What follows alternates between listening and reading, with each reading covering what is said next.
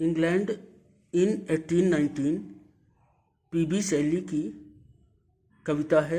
ये PB Shelley का sonnet है जो कि 1819 में ही लिखा गया था और 1839 में उनकी मृत्यु के बाद प्रकाशित हुआ था।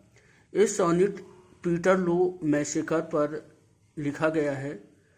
पीटर लू मैसेकर 16 अगस्त 1819 में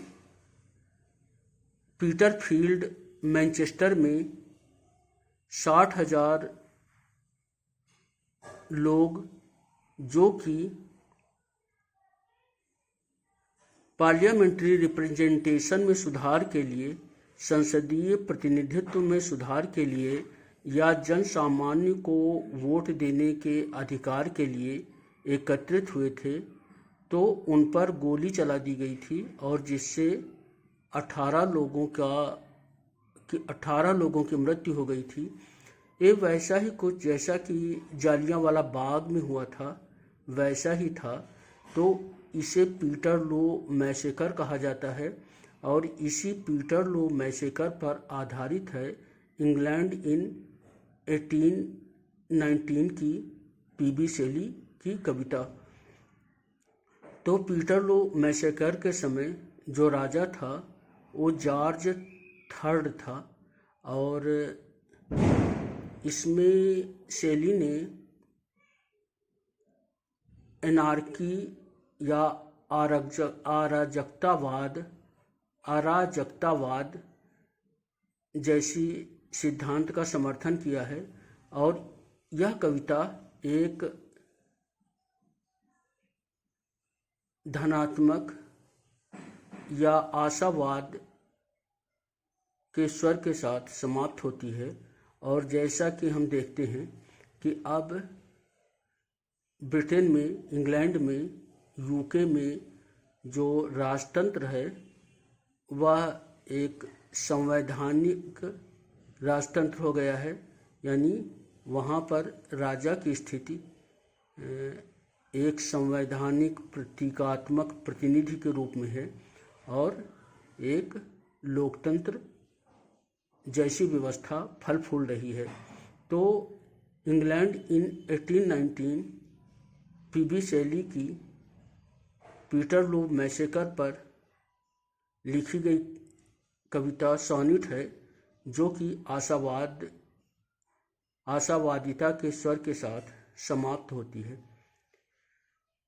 आइए इसे हम पढ़ते हैं।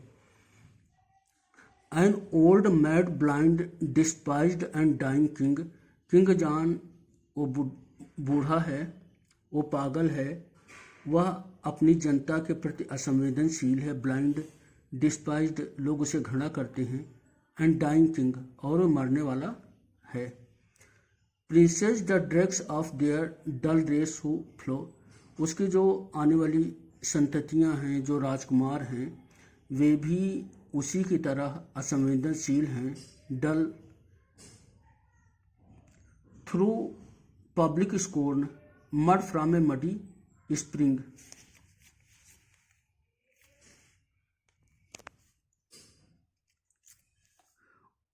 उनको जनता में प्रशंसा नहीं मिलती है, यानी वे भी पब्लिक स्कोर्न के भागी होते हैं जो आने वाले राजकुमार हैं या जो राजकुमार हैं। Rulers who neither see nor feel nor know, यानी जो राजतंत्र के जो जॉर्ज थर्ड या उनके आने वाले बाद के जो राजकुमार हैं वे न तो देखते हैं, न महसूस करते हैं और न कुछ जानते हैं, यानी वे बहुत ही असंवेदनशील हैं। But leech like to their fainting country cling, जो देश है वो फेंटिंग बेहोश हो रहा है और उस पर वे लीच जोंक की तरह उसका वे खून चूस रहे हैं।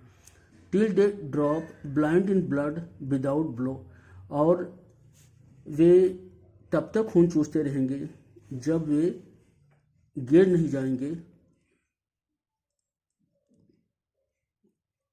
Blind in blood till they drop, a people starved and stabbed in the untilled field. Untilled field बिना जोते हुए खेत।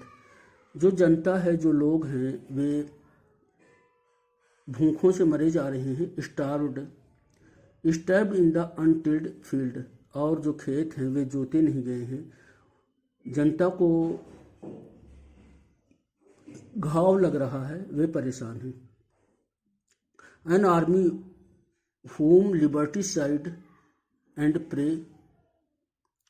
जो सेना है, जो मोनार्क की, राजा की जो सेना है, लिबर्टी साइड, वो लिबर्टी स्वतंत्रता की हत्या करती है।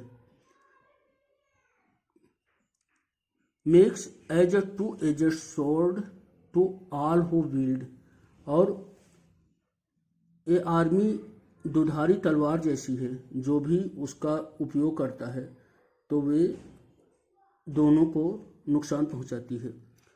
गोल्डन एंड सैंग्विन लाज विच tempt and slay.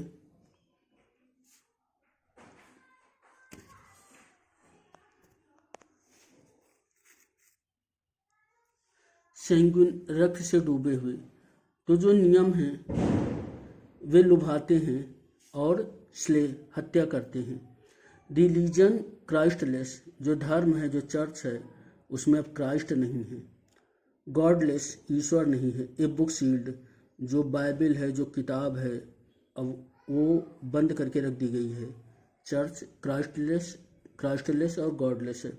A senate times verse statue अनरिपील्ड, जो सीनेट है, जो संसद है, वो समय के जो सबसे खराब कानून थे, जो हटाए नहीं गए थे, उनके साथ वो चल रही है। And Graves from which a glorious Phantom में।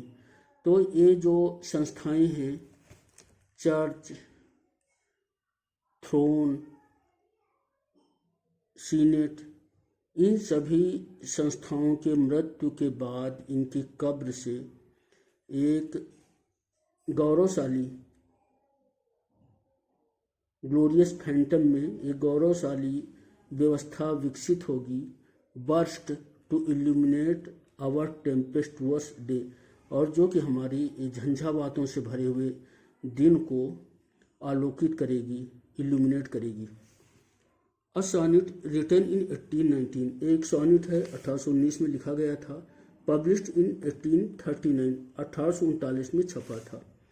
The speaker of the pome condemns all the institutions of England, including monarchy, army, law, religion and the parliament। तो जो स्पीकर है वो इंग्लैंड के सारे इंस्टीट्यूशन को कंडेम करता है, इंस्टीट्यूशन की सारी संस्थाओं की वो निंदा करता है, चाहे वो राजतंत्र हो, चाहे सेना हो, चाहे कानून हो, चाहे धर्म हो, और चाहे संसद या पार्लियामेंट हो।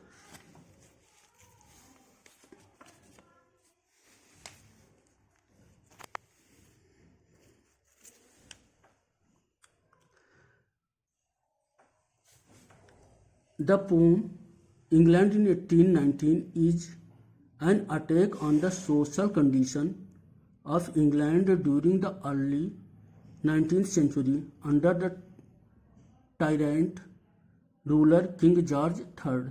तो जो कविता है ये निरंकुश राजा जॉर्ज थर्ड के समय के ब्रिटेन की बात कहती है।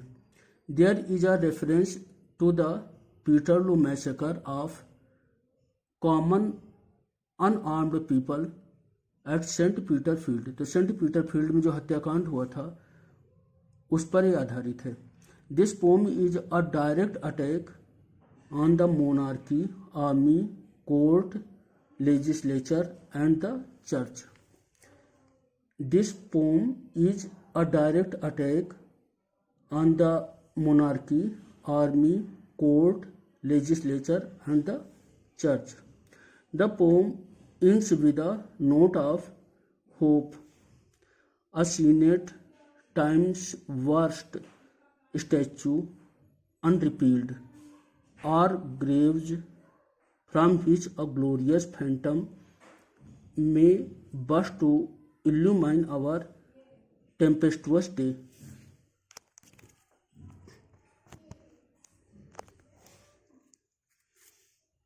तो जो ये पंक्तियां हैं जिनमें कहा गया है burst to illumine our tempestuous day, ये एक आशावादिता से भरी हुई हैं।